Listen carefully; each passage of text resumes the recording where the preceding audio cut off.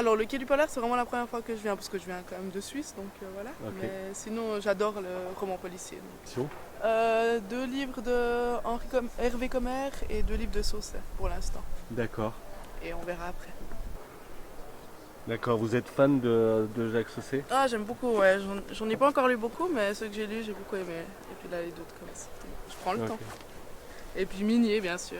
Il était à la dédicace là, Non, Minier, il n'était pas, il vient demain. Donc je suis venue pour lui. Très bien, merci beaucoup. Bonjour. Alors, Je vous connais pas encore. J'ai acheté le premier déjà. Ah, ok. J'attends pour le lire. Donc, comme vous êtes là, d'accord, j'attire d'accord. le deuxième. ah bien sûr, et c'est à quel nom? Magali. Magali. Magali avec I-E. Ah ouais. Dans mon histoire, que dans les ruines de cette abbaye, on retrouve cette fameuse tête mécanique qui va être volée et il va y avoir un meurtre. Et donc mon héros, qui est un as de la criminelle à Paris qu'on a envoyé au fin fond du Cantal pour se faire oublier, va se lancer sur les traces de l'assassin, ce qui va l'amener d'Aurillac à Paris, de Paris à Londres, de Londres à Madrid et finalement à Rome, et où il va découvrir des choses de plus en plus étonnantes sur ce pape, voire même inquiétantes, jusqu'à se demander s'il n'y a pas un compte à rebours pour l'Apocalypse qui s'est lancé. Voilà. Donc c'est un page turner, qu'on n'ait qu'une envie, c'est de lire la suite, bien sûr. Voilà, donc envie de lire. Hein. ben voilà. Vous êtes écrivain? C'est ça. Ok, cool. C'est un policier aussi? Oui, alors c'est en partie policier, mais ça croise plein d'autres genres un peu. Ok. Vous n'êtes pas en train de m'interviewer là, si? Bah si, du coup, bah, bien sûr. Le pitch, c'est une sorte de roman un petit peu choral où il y a des individus qui sont de la classe moyenne, de la classe populaire, et qui s'en prennent un peu, entre guillemets, plein la gueule toute la journée, qui sont méprisés par tout le monde et par la classe dominante. Et à un moment, ils veulent prendre la revanche sur la société. En fait, on peut dire que les inspirations, on peut parler de Charles Bukowski et de Quentin Tarantino, dans les deux univers, Charles Bukowski pour la littérature et Tarantino pour le cinéma, pour le côté ambiance et livre choral. Au début, c'était des nouvelles que j'écrivais sur des personnages avec un début, un milieu, une fin pour raconter une histoire qui marque. Et petit à petit, je me suis mis à étirer ces nouvelles et à en faire des romans. Le point de départ, ça a été mon sentiment quand je voyais des choses dans la rue, j'avais un sentiment d'injustice par rapport à ce qui m'arrive à moi, ce qui arrive à d'autres collègues. Et j'avais envie de raconter ce sentiment d'injustice par l'écriture, avec tout ce que ça peut comporter de folklore et de trucs un peu rigolos pour faire passer le message.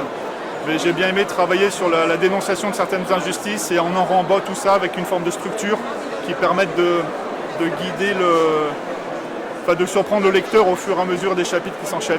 Vous n'êtes pas lyonnais alors? Non, pas du tout. Moi, je suis normand, je suis du Havre. Ah oui, beaucoup de recherches. Puis je travaille avec un historien, Amos Frappa, qui est là. Je travaille avec lui, qui relie, voilà, on ne fait pas d'erreur. Après, les meurtres ne sont pas forcément à Lyon, c'est les analyses qui vont être faites à Lyon. Mais dans le second, c'est Saint-Romain au Mont-d'Or, c'est Fontaine-sur-Saône. Dans le prochain, ce sera sur la Croix-Rousse. Donc en fait, ça change de quartier au fur et à mesure. C'est en fait selon l'histoire, parce que je me base sur des véritables affaires qui ont eu lieu au 19e. À l'origine, je suis thanatopracteur et j'enseigne aux étudiants, on leur parle un peu de tout. Et en fait, c'est Nicolas Delestre, qui est l'éditeur, qui est le fondateur d'Affuit Édition, qui est là et qui m'avait donné l'idée, parce que je cherchais une idée pour refaire de l'historique. Et il m'a dit, pourquoi tu ne travailles pas sur Alexandre Lacassagne, vu que c'est un sujet que tu maîtrises déjà. Et puis là, je me suis plongé dans les affaires et je me dis, ouais, il y a tellement à faire, il a tellement créé. C'est un véritable génie. Souvent, je dis en conférence que c'était un Léonard de Vinci de la médecine légale.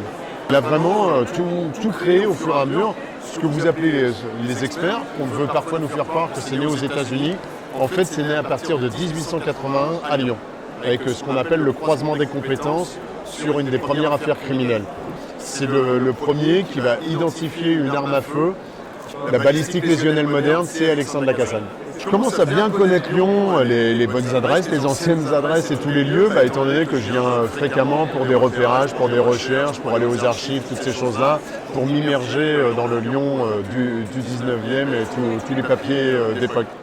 Et c'est très enrichissant parce qu'on se rend compte qu'il y a beaucoup de choses qu'on ne soupçonnait pas en tant qu'historien et qui ont encore aujourd'hui de l'impact dans la police, ou dans l'imaginaire collectif policier. C'est pas romancé, c'est de la vraie histoire, mais pas de l'histoire universitaire, un peu plus punchy, pour si, voilà, comme si la police soit un peu raccord avec le thème évidemment qui est traité.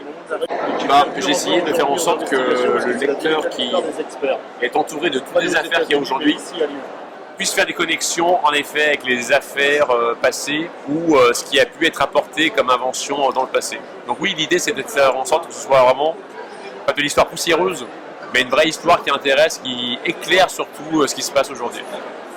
C'est qui le coupable dans la recherche du temps perdu? C'est Proust. Coupable d'en avoir profité? Voilà, exactement. Manger trop de madeleine, je crois.